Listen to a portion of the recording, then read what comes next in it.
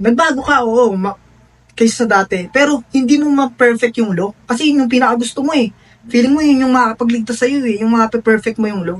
Tapos hindi mo talaga siya magawa. Mas mapoprostrate ka na mapoprostrate.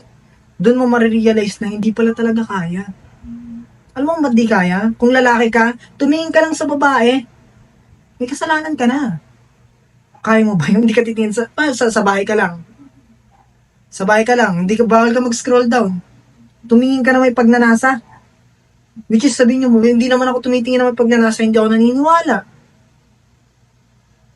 Di ba? Sa babae, ganun din. Madami pang batas na hindi natin kayang tuparin bilang tao habang nandito tayo sa flesh. Kaya sinabi nga sa Roma, ulitin ko, hindi ka na nasasakop ng kautusan. Kailangan mo maniwala sa akin. Ayun yung makakapagligtas sa'yo. Sabi ng mahal na Panginoon, kailangan mo daw, Panginoong Isus, kailangan mo daw maniwala